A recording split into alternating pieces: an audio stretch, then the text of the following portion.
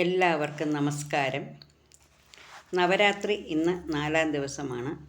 നമുക്കെല്ലാം അറിയാം, നവരാത്രിയിൽ 9 രാത്രികളിൽ ദുർഗാദേവിയെ പൂജിക്കുക എന്നുള്ളതാണ്, ദുർഗാദേവിയെ ഉപാസിക്കുക എന്നുള്ളതാണ്. ദുർഗാദേവി 9 ഭാവങ്ങളിലാണ് ഈ നവരാത്രി കാലങ്ങളിൽ അവതരിക്കുന്നത്. മാതൃരൂപത്തിലുള്ള ഈശ്വരാരാധന. അപ്പം ഈ 9 ദിവസങ്ങൾ ദുർഗാദേവി നമ്മുടെ ഭവനങ്ങളിലെല്ലാം എത്തിയെന്ന് ഞാൻ പറഞ്ഞു. അപ്പം മാതൃരൂപത്തിലുള്ള ഈശ്വരാരാധന നമുക്ക് തരുന്നത് ജീവിതത്തിൽ സ്ഥിരമായ വിജയം, അത് നേടാൻ ആവശ്യമായ ശക്തിയും വിദ്യയും ഐശ്വര്യവും ഒക്കെ നമുക്ക് തരുന്നു. അപ്പോൾ പ്രപഞ്ച മാതാവിൻ്റെ വിവിധ ഭാവങ്ങളിൽ ആരാധിക്കുന്ന 9 ദിവസങ്ങളാണ് ഈ നവരാത്രി കാലം എന്ന് പറയുന്നത്. ഈ പ്രകൃതി തന്നെ അമ്മയാണ്. നമുക്ക് ഓരോരുത്തർക്കും അറിയാം, ഈ പ്രകൃതിയിലുള്ള ഏതൊരു വസ്തുവും അമ്മയുടെ പ്രതിരൂപങ്ങളാണ്. അതെന്തിനെ എടുത്താലും, ജലമായാലും വായുവായാലും ചെടികളായാലും സസ്യങ്ങളായാലും എല്ലാം അതെല്ലാം ഈ പ്രപഞ്ചത്തിലൂടെ, ഈ അമ്മ എന്ന് പറയുന്ന ദുർഗാദേവി എന്ന പ്രപഞ്ചമാതാവാണ്. പ്രപഞ്ചമാതാവ് എന്ന് പറയുന്നത് ഈ പ്രപഞ്ചത്തിൻ്റെ മുഴുവൻ മാതാവാണ്, സൃഷ്ടി സ്വരൂപിണിയാണ്. അപ്പോൾ ഈ പ്രപഞ്ചത്തെ സൃഷ്ടിച്ച ആ മാതാവാണ് 9 ദിവസങ്ങളിൽ പല ഭാവങ്ങളിൽ നമ്മുടെ ഭവനങ്ങളിൽ എത്തുന്നത്, അല്ലെങ്കിൽ നമ്മൾ ആരാധിക്കുന്നത്.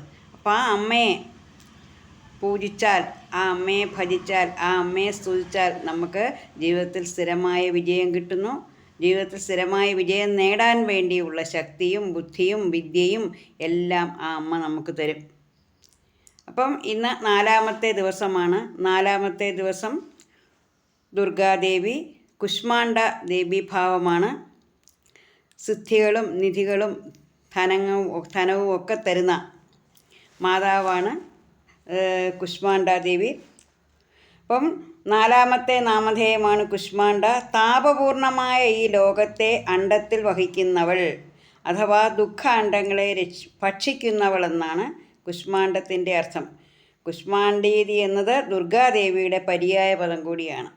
അപ്പോൾ നമ്മുടെ ഈ ജീവിതം എന്ന് പറഞ്ഞാൽ, നമ്മുടെ ഈ ലോകമെന്ന് പറഞ്ഞാൽ താപപൂർണമായ ലോകമാണ്. താപപൂർണമായ ഈ ലോകത്ത് സൂര്യനെ പോലും ജയിച്ച ദേവിയാണ് കുഷ്മാണ്ഡാദേവി എന്ന് പറയുന്നത്. താപപൂർണമായ എന്താ പറയുന്നത്, ഈ ലോകത്തെ അണ്ഡത്തിൽ വഹിക്കുന്നവൾ. ഇപ്പോൾ കുഷ്മാണ്ഡ എന്ന് വെച്ചാൽ ആ അണ്ഡത്തിൽ വഹിക്കുന്നവളാണ്, ഈ ലോകത്തെ അണ്ഡത്തിൽ വഹിക്കുന്നവളാണ് കുഷ്മാണ്ഡാദേവി. അല്ലെങ്കിൽ നമുക്ക് പറയാം, നമ്മുടെ ദുഃഖമാകുന്ന അണ്ഡങ്ങളെയൊക്കെ ഭക്ഷിക്കുന്നവളെന്ന്, നമ്മുടെ ദുഃഖങ്ങളൊക്കെ ഇല്ലാതാക്കുന്നു. അപ്പോൾ അമ്മ കുഷ്മാണ്ഡാദേവിയുടെ രൂപത്തിൽ അവതരിക്കുമ്പോൾ അമ്മയുടെ മക്കളുടെ എല്ലാം ദുഃഖങ്ങൾ ഇല്ലാതാക്കുന്നു, ദുഃഖങ്ങളെ ഭക്ഷിക്കുന്നു. അപ്പോൾ അണ്ഡങ്ങളെയൊക്കെ, അതായത് നമ്മൊരു പിറവി എന്നുള്ളതാണ്, അണ്ഡത്തിൽ നിന്നാണ് ഈ പ്രപഞ്ചം ഉണ്ടാകുന്നത്. അപ്പോൾ ആ പ്രപഞ്ചമാതാവ് ആ പ്രപഞ്ചമാതാവിൻ്റെ സൃഷ്ടിയാണ് നാം ഓരോരുത്തരും. അങ്ങനെ ഉള്ള കുഷ്മാണ്ഡാദേവിയാണ് നവരാത്രിയുടെ 4-ാം ദിവസം അവതരിച്ചിരിക്കുന്നത്. അപ്പം നമുക്ക് ഇനി നവരാത്രി സ്തോത്രം കൂടെ ചൊല്ലാമെന്ന് ഞാൻ പറഞ്ഞു. ദിവസവും ജപിക്കുന്നത് എല്ലാവർക്കും നല്ലതാണ്. കാരണം 9 നവദുർഗകളെയും നമ്മൾ പ്രകീർത്തിക്കുകയാണ് ഇവിടെ. ഈ നവരാത്രിയിൽ നമുക്ക് ഒന്നിച്ച് ഇവരെ ഏതൊക്കെ ദിവസങ്ങളിലാണ്, ഏതൊക്കെ ഭാവങ്ങളിലാണ് ദുർഗാദേവി എത്തുന്നത്, അല്ലെങ്കിൽ ഏതൊക്കെ ഭാവങ്ങളാണ്, ഏതൊക്കെ രൂപങ്ങളാണ്, ഏതൊക്കെ അവതാരങ്ങളാണെന്ന് നമ്മൾ ദിവസവും സ്തുതിക്കുന്നത് വളരെ ശ്രേഷ്ഠകരമാണ്. പ്രഥമം ശൈലപുത്രീതി, ദ്വിതീയം ബ്രഹ്മചാരിണി, തൃതീയം ചന്ദ്രഖണ്ഡേതി, കുഷ്മാണ്ഡേതി ചതുർത്ഥകം, പഞ്ചമം സ്കന്ദമാതേതി, ഷഷ്ടം കാത്യായനീ ച, സപ്തമം കാളരാത്രീതി, മഹാഗൗരീതി ചാഷ്ടമം, നവമം സിദ്ധിതാ പ്രോക്ത, നവദുർഗാ പ്രകീർത്തിത, ഉക്ത്യാന്യേതാനി നാമാനി ബ്രഹ്മണൈവ മഹാത്മന, അഗ്നിനാ ദഹ്യമാനസ്തു ശത്രുമധ്യഗതോരണേ, വിഷമേ ദുർഗമേ ചൈവ ഭയാർത്ഥ ശരണം ഗത, ന തേഷാം ജായതേ കിഞ്ചിത് അശുഭം രണസങ്കടേ, നാപദം തസ്യ പശ്യാമി ശോകദുഃഖഭയം നഹി, യസ്തു ഭക്ത്യാ സ്മൃതാ നൂനം തോഷാമൃദ്ധി പ്രജായതേ.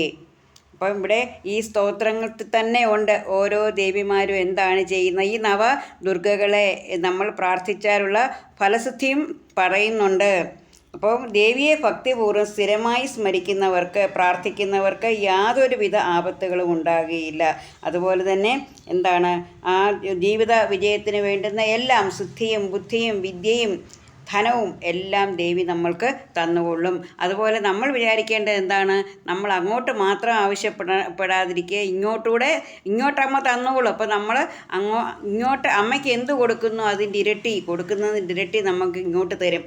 അപ്പോൾ നമുക്ക് എന്തൊക്കെ കൊടുത്ത് അമ്മയെ തൃപ്തിപ്പെടുത്താമോ, അമ്മയെ സന്തോഷിപ്പിക്കാമോ, അതൊക്കെ നമ്മളെ കൊണ്ട് കഴിയുന്ന രീതിയിൽ, നമ്മൾക്ക് പറ്റുന്ന രീതിയിൽ നമ്മൾ അമ്മയ്ക്ക് കാഴ്ചവെക്കുക. ആ കാഴ്ചകൾക്ക്, നമ്മൾ വെക്കുന്ന കാഴ്ചകൾക്ക് ഇരട്ടി 10 മടങ്ങായിട്ട് ആ അമ്മ നമുക്ക് തിരിച്ചു തരും. അപ്പോൾ നവരാത്രി കാലത്ത് എല്ലാവർക്കും, എന്നും ദേവിയുടെ അനുഗ്രഹം എല്ലാവർക്കും ഉണ്ട്.